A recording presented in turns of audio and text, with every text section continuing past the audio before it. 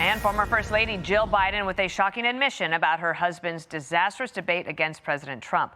That debate took place just about 2 years ago and led to calls for former President Biden to drop out of the race. I'm going to continue to move until we get the total ban on the total initiative relative to what we're going to do with more Border Patrol and more asylum officers. President Trump? I really don't know what he said at the end of that sentence. I don't think he knows what he said either. Now the former First Lady is speaking out. She's got a book coming, and she said this to CBS. I was frightened because I had never, ever seen Joe like that before or since. Never. Or since? Yes. Or since. Never. What happened? I don't know what happened. I mean, as I watched it, I thought, oh my God, he's having a stroke. And it scared me to death. Kayleigh McEnany is the host of Saturday in America. She's co-host of Outnumbered. She's here with us now. This is what Jill Biden, the First Lady, said to the president after the debate. Watch. Joe, you did such a great job. You answered every question. You knew all the facts. And let me ask the crowd, what did Trump do? Lie! Yes. So now we know that this is what she's saying in her book. And the question I would love to ask her is, were you lying then or now? It's a great question. That is not the reaction of someone who believes they just watched their husband have a stroke. It is an absolute lie. It was fraud, what she did, fraud on the American public. And she's continuing it by saying she had never seen him like that before or after. Dana, you'll remember Carl Bernstein, who said he talked to people who knew Joe Biden, loved Joe Biden, supported Joe Biden, and they were adamant that what we saw was not a one-off. They said it had happened 15 or 20 times prior, him losing his train of thought. He described a fundraiser where he froze up and seemed to have some type of rigor mortis.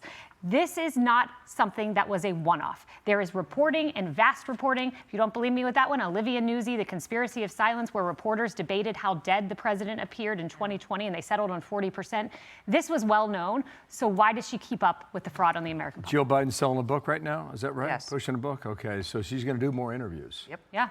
She's going to be asked about it by others, and we'll see how the answer is consistent or is not. Yes. In the meantime, the Biden team is trying to prevent these recordings from going public. All right, they're saying this is a private conversation that took place many years ago. The president was asked about it yesterday and said the following about that. Came very close to destroying our country. We can never let it happen again. And I hope that you're able to produce that. I think it would be very interesting reading for people. So these are audio recordings, and they're tough to listen to, frankly. Around 2017, 2018 with Robert Hur, and this is part of how that went. So during this time when you were living in Chambers Road, where did you keep papers that related to those things that you were actively working on? Well, I don't know.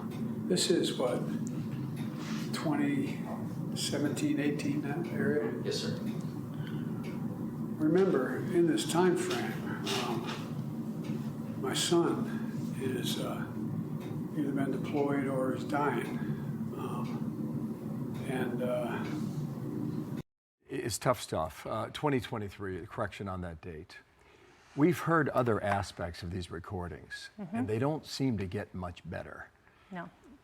Are we entitled to hear all of this? Yes. Or we should. We should. Or should we keep it quiet? We should hear all of this, because in the wake of Robert Hur coming out and saying that Joe Biden was a sympathetic, well-meaning elderly man with a poor memory, do you remember the sitting vice president, Kamala Harris, got out on TV and said that the way the president's demeanor in that report was characterized could not be more wrong on the facts? We were told that that did not sound the way it sounded. We need to hear this with our own ears. And one of the biggest missteps of Republicans in Congress was not doing a special committee to look at the cover-up on the president's health. If this is all we get, a few tapes, the American public deserves that, because we haven't gotten answers in the last If that's the case, then the autopsy continues. Yeah, right? It does. It goes on. Well, also, I mean, the Democrats can't buy a break because all the books keep coming out. And if Kamala Harris really wants to run for president, she's going to have to answer it as well. She will, along with Pete Buttigieg, too. Oh, we look forward to that. Okay. Be sure to like and subscribe for all the Fox News latest on YouTube and catch full shows streaming now on Fox One.